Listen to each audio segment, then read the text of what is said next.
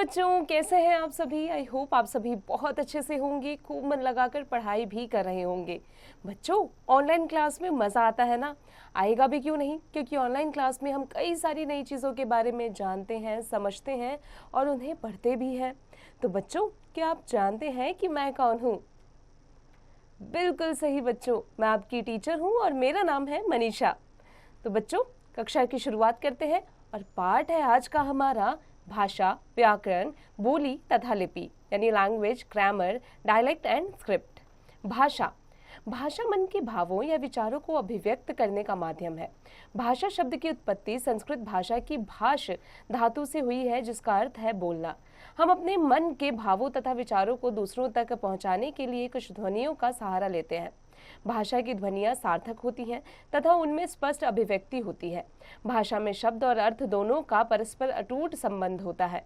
भाषा वह समर्थ साधन है जिसके द्वारा मनुष्य बोलकर या लिखकर अपने भावों तथा विचारों का आदान प्रदान करता है। अब आते हैं भाषा के रूप पर। भाषा के 3 रूप होते हैं: मौखिक भाषा, लिखित भाषा, सांकेतिक भाषा। मौखिक भाषा, हम मुंह से जो कुछ बोलते हैं वह सब मौखिक भाषा कहलाता है। इसे कथित भाषा भी कहते हैं। हम अपने दैनिक जीवन में अधिकांश रूप में मौखिक भाषा का ही प्रयोग करते हैं। लिखित भाषा, जब मौखिक भावों या विचारों को किसी कागज, स्लेट या पत्थर आदि पर लिख दिया जाता है तो भाषा का यह रूप लिखित भाषा कहलाता है। लिखित भाषा में जिन ध्वनि चिन्हों का प्रयोग किया जाता है उन्हें हम वर्ण या अक्षर कहते हैं, जैसे समाचार पत्र, पत्र लिखना, पुस्तकें आदि में लिखित भाषा का ही प्रयोग किया जाता है। सांकेतिक भाषा, जब हम शारीरिक हाव भाव या संकेतों द्वारा अपने भावों या विचारों को व्यक्त करते हैं तो उसे सांकेतिक भाषा कहते हैं, जैसे गुस्से के भाव में आंखें दिखाना व बधिर लोग की वार्तालाप, दांत पीसना, मारने को हाथ उठाना, यातायात नियंत्रण हेतु चौराहों पर तैनात यातायात पुलिस इसका उत्तम उदाहरण है। मौखिक व लिखित भाषा में अंतर। भाषा का मौखिक रूप अस्थायी होता है, क्योंकि बोलते ही बात समाप्त हो जाती है, उसे सुरक्षित नहीं रखा जा सकता। जबकि लिखित भाषा का स्थायी रूप होता है, जिसके द्वारा हम अपने भावों और विचारों को भविष्य के लिए सुरक्षित रख सकते हैं।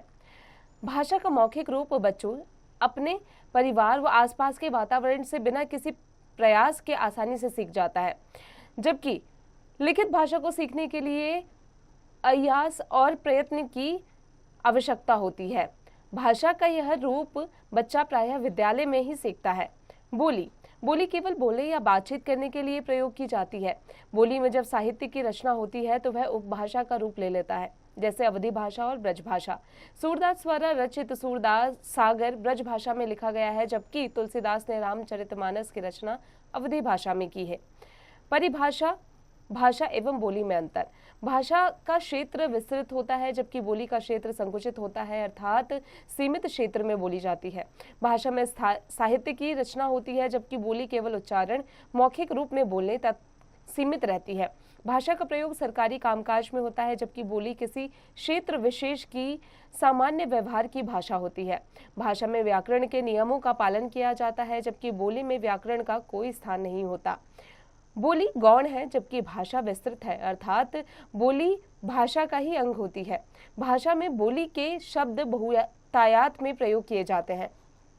लिपि, मौलिक भाषा को लिखित रूप से प्रदान करने के लिए निश्चित किए गए वर्णों के चिन्ह को लिपि कहते हैं। अधिकांश साहित्यों की भाषा की लिपि अलग अलग होती है, जबकि कुछ की लिपि एक ही होती है, जैसे हिंदी और संस्कृत की लिपि देवनागरी लिपि है। अंग्रेजी साहित्य की लिपि रोमन है, तो पंजाबी की गुरुमुखी है, जबकि उर्दू फारसी में लिखी जाती है। देवनागरी लिपि की विशेषताएं। देवनागरी लिपि एक विश्व की एकमात्र वैज्ञानिक लिपि है। इसमें एक ध्वनि के लिए एक चिन्ह निर्धारित है। यह लिपि बाएं से दाएं की ओर लिखी जाती है। विश्व की अधिकांश लिपियां बाएं से दाएं लिखी जाती है। फारसी लिपि ही दाएं से बाएं की ओर लिखी जाती है। मातृभाषा, जब कोई बच्चा परिवार में जन्म लेता है तो वह अपने माता पिता और परिवार के सदस्यों को आपस में बात करते सुनते हैं। अपने बड़ों का अनुकरण करके स्वाभाविक रूप से और अनायास वह उस भाषा को बोलना सीख लेता है। इसी भाषा को मातृभाषा कहा जाता है। उस पर जीवन भर इसका प्रभाव रहता है। विदेश में रहने और विदेशी भाषा बोलने पर भी जब वह अपनी मातृभाषा बोलने वालों से मिलता है तो उन्हें देखते ही वह प्रसन्नता हो जाता है, उनसे अपने मन की बात करने को व्यग्र हो उठता है। मातृभाषा का प्रयोग करते समय हम सहज, आत्मीय और अनौपचारिक बन जाते हैं। राष्ट्रभाषा। पूरा राष्ट्र जिस भाषा को बोलचाल और व्यवहार में प्रयोग करता है उसे राष्ट्रभाषा कहते हैं। राष्ट्रभाषा के राजनीतिक, धार्मिक, सामाजिक और क्रांतिकारी आंदोलनों का माध्यम बन जाती है। लोग अपनी अपनी मातृभाषाएं बोलते हुए भी अपने विचारों का प्रचार प्रसार तथा राष्ट्र के अधिकतम लोगों तक अपनी बात पहुंचाने के लिए और उनके विचार आनने के लिए राष्ट्रभाषा का प्रयोग करते हैं। हिंदी को राष्ट्रभाषा का दर्जा 14 सितंबर 1949 को प्राप्त हुआ। प्रत्येक वर्ष 14 सितंबर को हिंदी दिवस के रूप में मनाया जाता है। अब आते हैं राजभाषा पर। किसी देश की सरकार अपना दैनिक कामकाज और सामान्य प्रशासन चलाने के लिए जिस भाषा का प्रयोग करती है उसे देश की राजभाषा कहा जाता है। भारत की राजभाषा हिंदी है।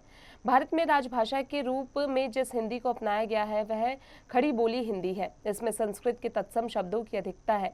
उसे हिंदी भाषा का मानक रूप माना जाता है। अखबारों, पत्र पत्रिकाओं, दूरदर्शन, रेडियो और साहित्य के अतिरिक्त शिक्षित जन भी आपसी बातचीत में इसी भाषा का प्रयोग करते हैं। व्याकरण। व्याकरण वह शास्त्र है जिसके द्वारा हम किसी भाषा को शुद्ध रूप से बोलना, लिखना और पढ़ना सीखते हैं। भाषा की ध्वनियों, शब्द, पद तथा वाक्य रचना सबके अलग अलग विषय होते हैं। किसी भाषा के सब नियमों को एकत्र करके उनको पाठकों को समझाना तथा भाषा का मानक रूप स्थापित करना व्याकरण का कार्य कहलाता है। अतएव किसी भाषा की नियमावली को उस भाषा की व्याकरण कहते हैं। व्याकरण के अंग। व्याकरण के निम्नलिखित 3 अंग होते हैं: वर्ण विचार, शब्द विचार और वाक्य विचार। वर्ण विचार। शब्द की रचना वर्णों से होती है। वर्ण विचार में वर्णों के आकार, उच्चारण और इनके मेल से शब्द बनने का अध्ययन किया जाता है। शब्द विचार। प्रत्येक भाषा का अपना शब्द भंडार होता है। यह शब्द भंडार कई तत्वों से बनता है। भाषा अपनी आवश्यकता के अनुसार नए नए शब्दों का निर्माण करती रहती है और अन्य भाषाओं तथा बोलियों से भी शब्द ग्रहण करती रहती है। इस विभाग में शब्दों की उत्पत्ति, विकास, निर्माण, आगमन और अर्थ का अध्ययन किया जाता है। वाक्य विचार। भाषा में वाक्य की एक निश्चित बनावट होती है। इस विभाग में वाक्य के गठन, वाक्य भेद और आपसी संबंध का अध्ययन किया जाता है। अब आते हैं मुख्य बातें पर। भाषा विचारों को अभिव्यक्त करने का साधन है। वेदों और उपनिषदों की भाषा संस्कृत है। हिंदी का उद्गम भी संस्कृत से हुआ है। मौखिक ध्वनियों को प्रकट करने वाले लेखन चिन्हों को लिपि कहा जाता है। व्याकरण भाषा का मानक रूप स्थापित करता है। लिखित भाषा द्वारा ज्ञान का भंडार एक पीढ़ी से दूसरी पीढ़ी तक पहुंचता है। उपभाषा बोली की अपेक्षा विस्तृत होती है। जब किसी बोली में साहित्य रचना की जानने लगती है तो वह बोली उपभाषा बन जाती है। हिंदी हमारी राजभाषा है। हिंदी, संस्कृत तथा मराठी की लिपि देवनागरी है। उर्दू की फारसी, अंग्रेजी की रोमन और पंजाबी की लिपि गुरुमुखी है। बच्चों अब आ जाते हैं इसके अभ्यास कार्य पर। बच्चों अब आप इसका अभ्यास कार्य स्वयं कीजिएगा।